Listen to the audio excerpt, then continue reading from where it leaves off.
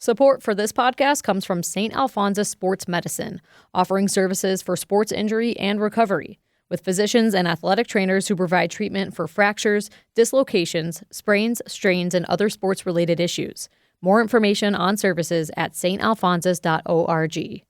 The Boise State Public Radio app. News, music, and more. Idaho Matters. Morning Edition. All Things Considered. The Connector. And more. And more. You can take us wherever you go and stay connected. Without it, you're missing out. Download it free. You can also communicate using the Talk to Us tab. The Boise State Public Radio app. From Boise State Public Radio, this is The Connector. It's Idaho's Daily News. Good morning. I'm George Prentice. This morning, we have new statistics on abortions in Idaho. Plus, we'll tell you about a proposed business, a cold-plunge business that organizers want to put in city parks by the lake in McCall.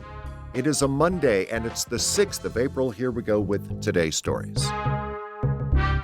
Idaho Democrats say the budget cuts that were passed during this year's legislative session were avoidable, and they will hurt the state's most vulnerable. James Dawson reports. Senate Democratic leader Melissa Wintrow opened her party's post-session press conference riffing off of Governor Little's, quote, enduring Idaho budget proposal made earlier this year. Idahoans have endured a lot this session. Broken promises, bad budgeting, culture war distractions, and poor governing dressed up as leadership. Most state agencies saw a 5% cut to their budgets as legislative Republicans worked to avoid a projected deficit. GOP leaders say the economy softened a bit after they implemented multiple years of income tax cuts. Republican leadership traditionally also holds an end-of-session press conference, but no one showed up Friday morning and messages weren't returned. All 105 legislative seats are up for grabs this year, with the primary election set for next month. James Dawson, Boise State Public Radio News. For the third year in a row, Idaho health officials are reporting only a handful of abortions were recorded in the state in 2025. But studies show that data does not include the hundreds of non-reported medical abortions prescribed through telemedicine. Julie Lucata tells us more. The Idaho Department of Health and Welfare says 8 abortions were reported to the state last year. Since the repeal of Roe v. Wade in 2022, Idaho has banned abortions in most cases. Providers in the state can perform them only under limited exceptions, when the patient's life is in danger or in case of rape or incest. The department does not record under which exceptions those 8 abortions were provided. But data released in March from the Guttmacher Institute, a research and advocacy group, estimates Idahoans received about 800 medical abortions from out-of-state providers last year.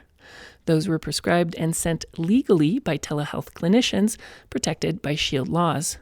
That number does not include abortions Idahoans may have sought in neighboring states.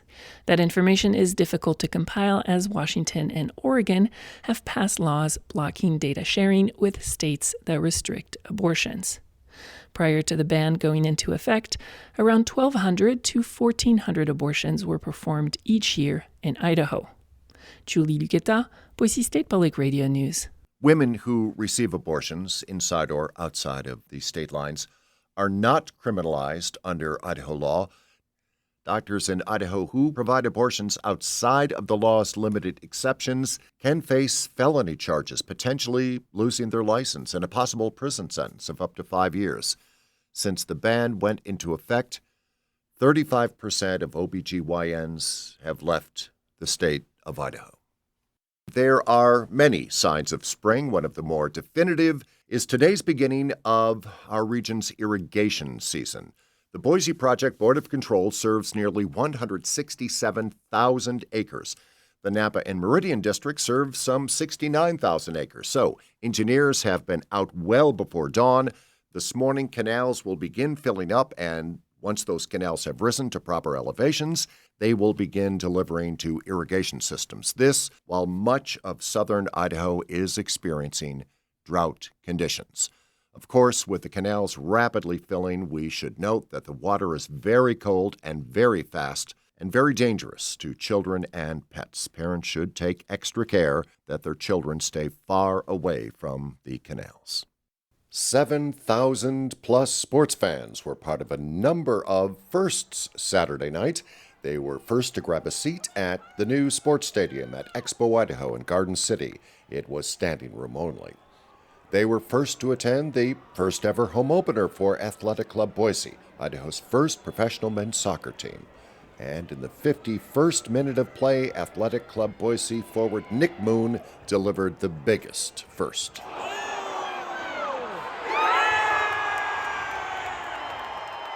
Coming off a rebound from a penalty kick, indeed, it was good enough to secure a tie in a pretty tight game with the Spokane Velocity, which in previous seasons has been a powerhouse in USL League One.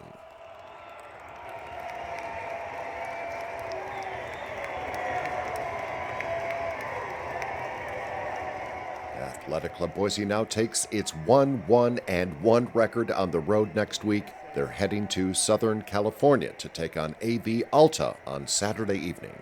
Athletic Club Boise is back home on Saturday evening, April 18th, when they take on Westchester. A few limited tickets will go on sale this Friday.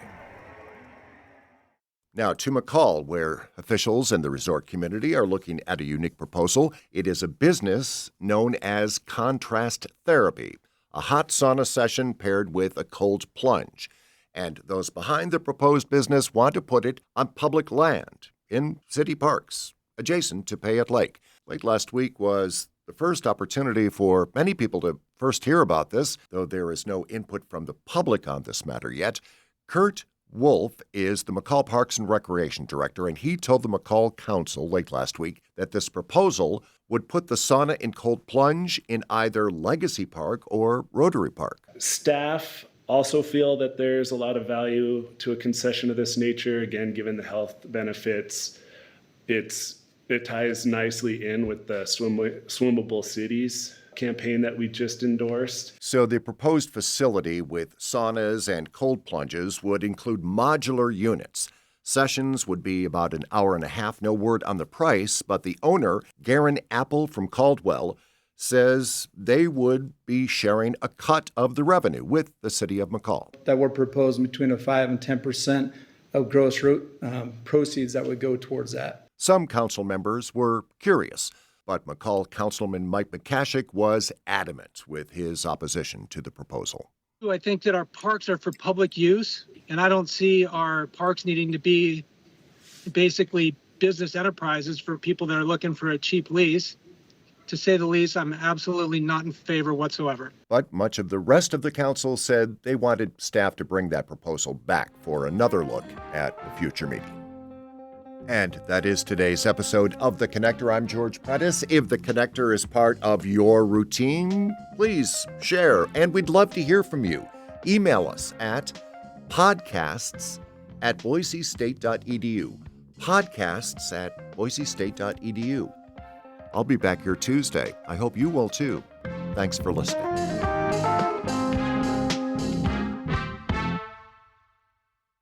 If you like podcasts like this, explore more from the Boise State Public Radio podcast family. There you'll find a mix of daily news, Idaho Voices, and in-depth series on a wide range of topics. I'm talking wild horses, political scandals, sustainable ranching, and militia groups in a post-January 6th world. Wherever you get your podcasts, just search Boise State Public Radio to find what Idaho's NPR station has in store for you.